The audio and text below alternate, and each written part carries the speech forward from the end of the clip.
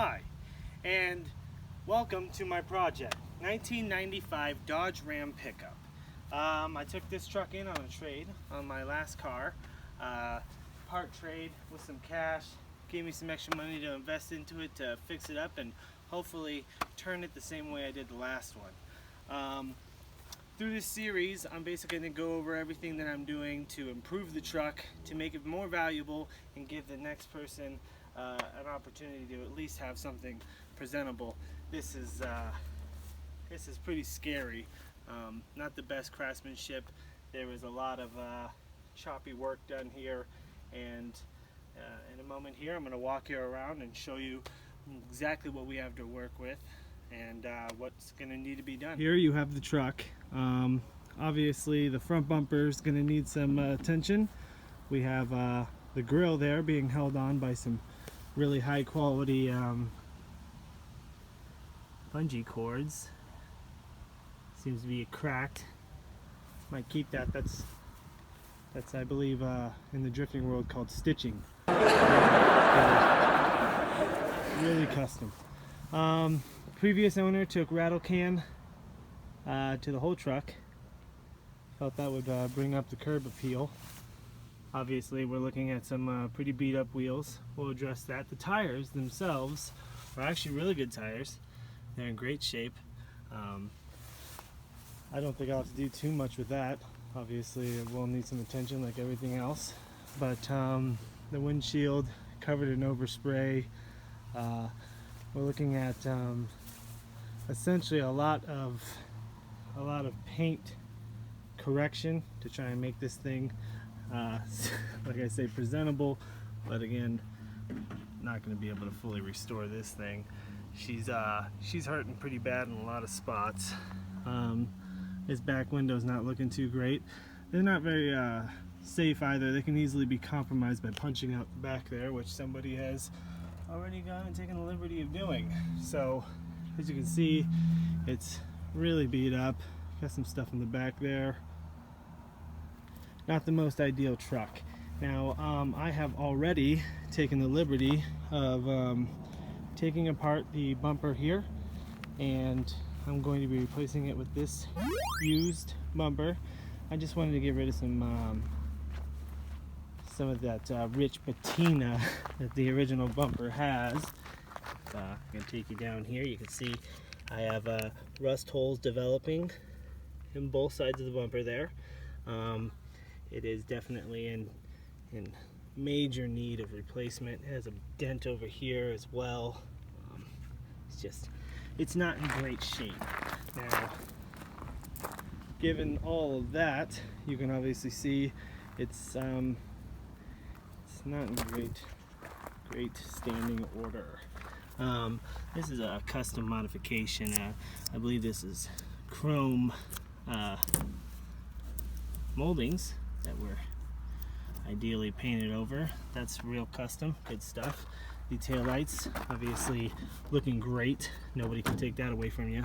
That's a custom shadowing effect in art that's pretty popular. So I mean, can't take that away from it. Which I expect to see a lot of is underneath the moldings. We're going to have some rust buildup and pitting. We'll be addressing that as well.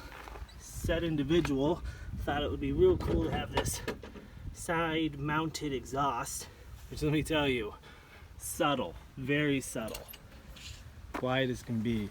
The mirrors need some desperate work. Not looking great there. All the glass is pretty torched, but gives you an idea of what we have to work with.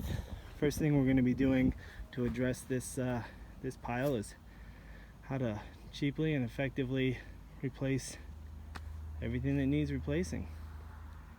Okay, so first up, front bumper. We'll tackle that and move our way around the vehicle. Obviously I started on the rear bumper there.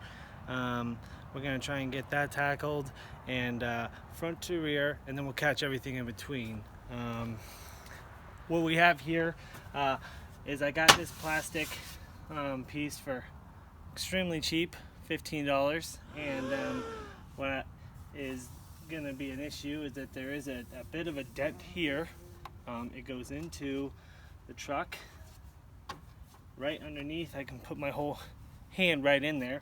That's an issue, obviously. We want to address that. There's a quick and easy way to handle that. Maybe not professional, but effective nonetheless. Hey, no, no, hey, no, no, hey, no, no, hey, hey, no, hey, no, no, hey, no, no, hey,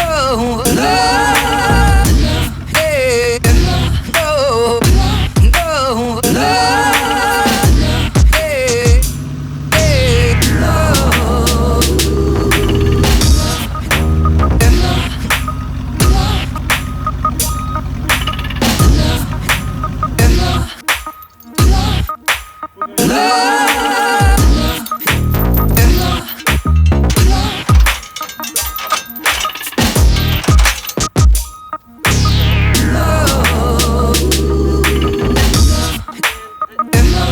For everything, depending on how your bumper shapes and everything, there's a few other issues.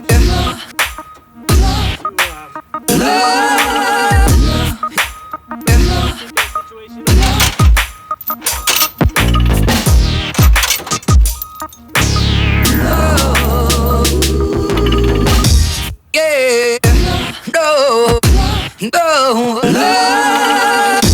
hey, no, no, hey, no, no, hey, hey,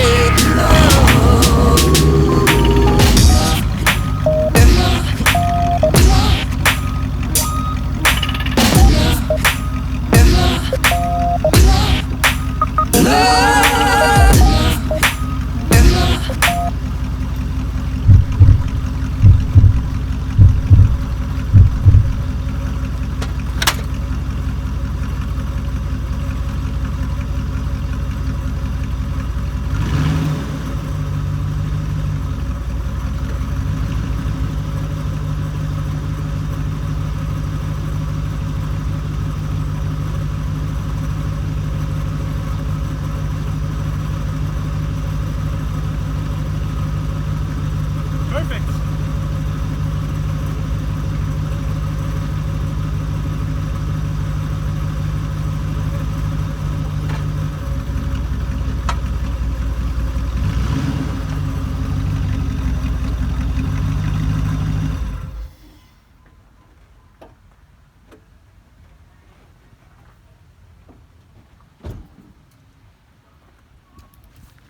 Okay, now that you have effectively pulled your dent, oh, I should probably also let you know that for the video, there's top bolts up here and here that you loosen up, so that way when you go pulling on this thing, you're not gonna do any frame damage.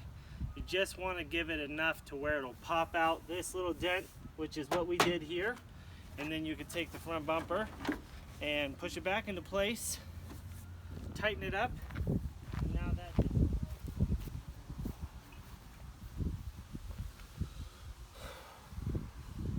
okay, so now we've completed swapping the internals of the bumper. You have a few bolts here on the bottom and on the top that you're gonna have to undo to get the actual brace on the inside swapped over from the old bumper that had rusted holes in the bottom of it to now this one.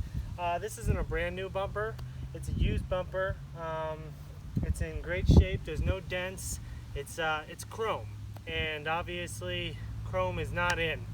Unless you're 50 years old and looking for a good camping spot and a golfing trip, maybe 86 of chrome on your vehicle. And that's exactly what we're going to do. This stuff right here is Duplicolor's truck bed coating. It's a bed liner. It's really durable. It's thick, and that could cause some issues. Obviously, when they made it, a lot of roll-on application. But we're going to do it a little bit different. We're going to take a fast reducer and apply it, probably a 3-to-1 mix ratio, and apply it with this bad boy right here. This is a really big tip on that bad boy. It's high velocity, and it'll give us exactly the texture that we're looking for. These things are fairly inexpensive. You can get them on like Amazon or something for like 15 bucks. This right here was on sale at my local O'Reilly's for 59 bucks. And as you're going to see in a few minutes, it does a great job. Now, as far as prep goes, really it's simple. You're going to want to take maybe a 180 grit sandpaper, knock all the shine off of here. You want every ounce of shine just eliminated, because what we're going to do is need a surface that is coarse and can give this stuff something to grab onto so it lasts forever. And if you do this right, it will. It lasts forever. Depending on the brand of bed coating you use, sometimes it can fade or something, but there's solutions to that as well. But essentially here today, that's what we're going to do. Stay tuned, and we'll see how it goes. Okay, so now the sanding's all done. I hit it with a real abrasive grit, 180. It takes the otherwise smooth surface, gives it some texture, something for the bed liner to adhere to, and longevity wise, it's going to be great.